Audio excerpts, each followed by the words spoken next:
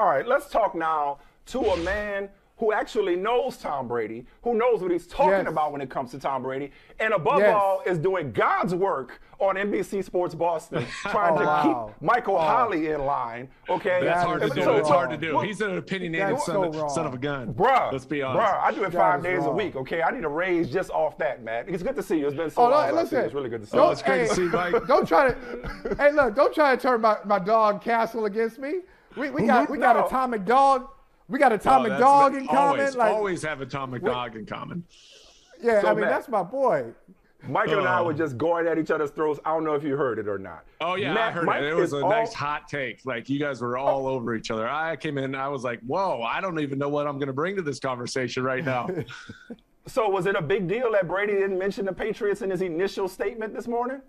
I think for the people of Boston, it's a big deal. For across the country and the nation, even myself, I'm not sitting there like going, I can't believe he didn't do it. Because if you look back just 2 years ago, he gave like a full breakdown and thanked New England, thanked the Patriots, thanked Belichick, talked about the organization, Mr. Kraft, what he meant in his career. And he just did that. I think it would have been kind of repetitive if he went through that whole diagnosis again. So with that being said, I understand he probably should have mentioned, gave a little shout out to his boys, New England, for 20 years of his career. But at the end of the day, he did just do that 2 years ago when he left New England and went to Tampa Bay. That's all I'm going to say. So I think it's a bigger story in Boston. A lot of people are a little bit hurt about it. I get it. Appreciate it. Thank you, Matt. Thank you so much. Appreciate it. Go ahead, Mike. First of all, Michael I'm and just Matt, saying. I'm just telling you, I don't even know why you guys are talking about that, because the bigger story today is Tom Brady retiring. I don't know why you guys are focusing on who it is. I don't know why you guys are focusing on this. Like, why would you bring that up? I don't even know. Cassel, I want to talk about Brady's career. But in all seriousness, Cassel, is it settling in yet? Because I'm really having a hard time just thinking, Tom Brady's retired. Right. Because I didn't think it was going to come at the beginning of this year. I thought, we got about 2-3 more years before this happens. Just how do you reconcile that? Tom Brady no longer playing football. What are your thoughts? Yeah, it's crazy to think about that. We're not going to see 12 out on the field anymore. I think sometimes we took it for granted, particularly later in his career, because he's performing at such a high level. You know, when you lead the league in passing, when you lead the league in touchdowns at 44, you just think it's going to continue, right?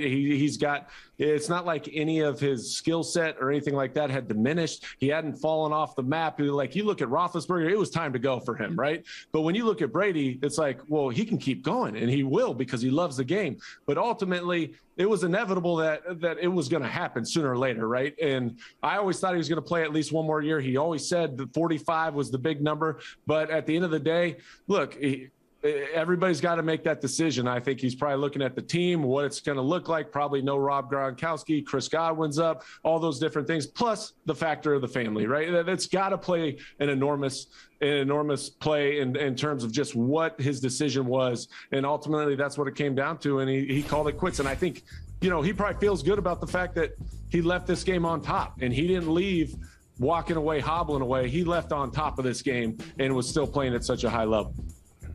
Matt, I don't know if you're still waiting for that text or not that you mentioned on Saturday, which is probably the best tweet of the day. And there were a lot of tweets sent out on Saturday. But Michael and I were talking, and again, I was just spitballing from afar. I don't have sources close to Brady. I don't know Brady. But there are many people who have reported that Brady knew, not just Saturday, but knew when he walked off the field against the Rams, knew for a while that this was it. I don't believe it, and maybe I'm just in denial about it. I think, and you talked about a second ago, this we talked about at the top of the show, I think this was it's very personal, but a very tense decision-making process as a family. I think he still wanted to play, but realized that he had sacrificed enough as a father and a husband that he could not give everything necessary to continue playing at this level. I don't want to use the word ultimatum, but I really think the family thing was it. I think he wanted to play and was torn. So was he more torn about the decision as you understand it, or had he known for a while? And that's why it was starting to kind of trickle out before the Rams game. Right. He never really let on that this was his last hurrah or anything like that. And I think it was a decision that definitely the family had a huge impact on whether or not he was going to play this year. That's got to be that, because again, he loves the game of football, right? He wouldn't still be playing with all of his accomplishment and everything, the money that he's made. He doesn't have to play another snap. But at the end of the day, he said, look, I want to go to Tampa Bay. I want to continue to play. I still got something to offer the game. And he did it. So as a competitor, this has got to be excruciating, and it got to be really difficult for him to walk away from the game. But hopefully he's at peace with the decision and understands it's for the better, for his family, for his kids. He's accomplished everything anybody could ever want in a football career. He's a legend. He's made his imprint on the game. He's got nothing else to accomplish. But at the end of the day, I'm sure it was a really difficult decision. But it doesn't surprise me that if he did know before Saturday, the way that he did walk off. He walked off with class. It was never about him. It was about the team. It was about the moment. And it wasn't like he wanted that, big, huge fanfare where he's going to walk around, parade himself around, because he's never been about himself. It's always been about the team. And that speaks to the man that he is and the teammate that he is and the person that he is. You mentioned the teammate that he is, and I love how Brady does this. I'll go macro, then I'll go micro, because you got a part in this. I feel like, Brady is he's the poster for some of his teammates. Okay, he was the poster on the wall, and they come in, especially when he got into his 40s, and he's got teammates in their early 20s. They've seen him win Super Bowls. They've seen him accomplish some great things, and now they've got to be in the locker room, and he's got to do something to connect with them. And as you get more distant in age, it's harder to do that. But you found a way to connect with Tom Brady in ways that are very funny. I'm going to take some of your tips and use them on Michael Smith. Could you just give Michael an example or two of what you did to Tom Brady just to get his attention a little bit in the locker room? Are you talking about a little prank war? Is that what you're talking about, Michael? Yes. Yeah, you know what? I mean, we had a comfortable relationship, and it really started even my rookie year. I started working out, and he didn't have a workout partner, and he came over, and he knew that, look, I was in there working hard, and he's like, hey, why don't we work out together? And everything was a competition, right? So we got comfortable. We got comfortable on the field, off the field. We hung out, and at the end of the day, though, I was comfortable enough to I think it was my second year, I would swing the door open coming into the quarterback room, and he'd always sit right by the door. I was like, why doesn't this dude ever move up? But he'd always yell at me like, you're going to knock me out, Cassel, this, that, and the other. Well, he saw I was coming in with a big tray of food, put his foot up against the wall, and then against the door, I opened up, bam, all over me. Well, I was like, okay, cool, I'm going to get you back. So I took the those old school Gatorade, like the chocolate ones, the real thick ones. He had these Air Force ones that he'd wear every day, and they're clean. He'd always have them perfect. He probably had a rotation of them. I poured those things in and filled them up to the brim, his Air Force Ones. Then I took that atomic bomb, put that in his underwear, and I was like, I'm out. So I get dressed, I'm out. I'm like, cool. He'll deal with me in the morning. Well, he runs out with this huge shake. I was fully dressed, and he pours it all over me. And it starts, right? And so the next day I come in, and he had messed with my jersey. He put some crap all over my jersey and all this. I was like, all right, that's cool. I'm gonna crap in your helmet, right? That's what I was look, I was kidding. I probably wouldn't do that. Maybe I would. I don't know. But I go out to the practice. I go out to practice field. Nonetheless, he wants me to call him Daddy Longshanks, right? Daddy Longshanks. I was like, bro, I'm not calling you that. I'm going to get you back.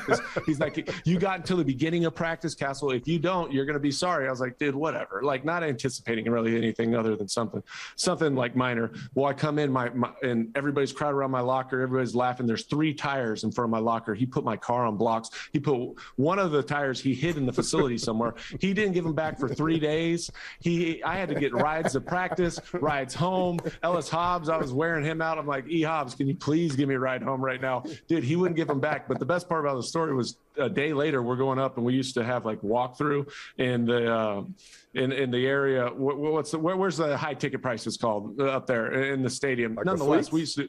Yeah, in like the suite area, like the red suites. Yeah. Yeah, so you got that big open area, and we do our walkthroughs in there on cold days. Well, Matt Light, Copen, those guys, of course, thought it would be a great idea to let's keep this thing going. So they went and got packing peanuts, filled up his car to the brim, put confetti in his air conditioning unit. And then when we're up there, they're all laughing. They're like, Brady, he got you again. And I'm like, what are they talking about? And I walk over there and I look up, and it's filled to the brim with peanuts. And Brady's like, I'm going to kill you. I was like, dude, this guy's going to explode my car. Like, I don't know what he's going to do. Right. And then thank God Bill stepped in. He like put it down. He like said, look, this is no longer World War III. Somebody's going to get hurt, this, that, and the other. Shut it down. I was like, okay, thank God. But I mean, it's stuff like that. And people, I mean, the fun locker room stuff. I mean, the one thing you said that about him relating to younger players, the one thing about Brady, I'll say he always stayed young because that dude was up to date on his music and he was always blaring it. He loves his Jay-Z. He loves to turn it on in the weight room. And I think that's how sometimes he builds relationships with people too, is they're like, this dude's a normal dude. But you know, what we see from the media is not always what is presented to like his team and how cool he is and how down to earth he is. Yeah, no, that's awesome stuff, man. I listen. That just I'm thinking like thin line, you know, between love and hate. Like, where's the justice? They broke me down in my brake pads. Like, I can't. You would no tires on your car is crazy. Listen, man, but I got one question for you. His cars are right? On blocks. Blocks. That's that image. I want to. I want a life lesson, if you could pass one on, because you know, not to get too deep, but I'm wondering. In that quarterback room, in that weight room, those professional and personal times you spent with, you know, one of the greatest athletes in American sports history, American team sports history, is there a universal lesson, a habit, a characteristic, or trait that, regardless of your arena, regardless of what you do, that if more people adopted and applied, they would be winners at life? That you learned from Tom Brady, just from being around Tom Brady, watching him. What special quality did he have that we could all stand to gain and learn to be more successful?